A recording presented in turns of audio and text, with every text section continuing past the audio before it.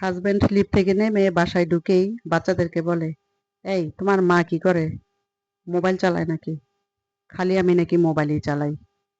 তাহলে সংসারের এত কাজ কে করে? সকাল থেকে শুরু হয় রাত 12টা পর্যন্ত।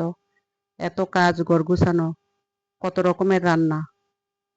ওরা তো আর এগুলি দেখতেই পায় না যে আমরা মেয়েরা কত কষ্ট করি সংসারে। তারপরে খাবার দাবার শেষে স্বামীর পাশে গিয়ে বসলাম যে একটু গল্প করা যায় কিনা।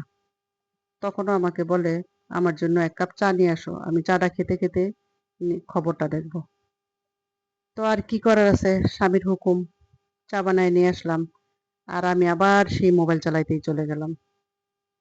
তো যাই হোক, স্বামীর সাথে কথা বলে তো শান্তি নাই, আত্মীয়দের সাথে কথা বলেও শান্তি নাই। আত্মীয়দের সাথে কথা বলতে গেলেও মনে হয় যেন দেয়ালের সাথে কথা বলতেছি। তারা শুধু হ্যাঁ আর না বলে, কোনো কথাই বলে না, আর আমি শুধু বলেই গেলাম। তো বুঝতে পারলাম আমার সাথে কথা বলার মনোযোগ নাই। তাই আমি 2 মাস পর্যন্ত কাউকে যদি ফোন না দিই, তারাও আমাকে ফোন দেয় না। 2 মাস পরে আবারও যখন আমি ফোন করি, তখন তারা আমাকে বলে, আল্লাহ ভাবি, চাচি, আন্টি, মামি, কি অবস্থা? তুমি কেমন আছো? তুমি যে এতদিন ধরে ফোন দাও না।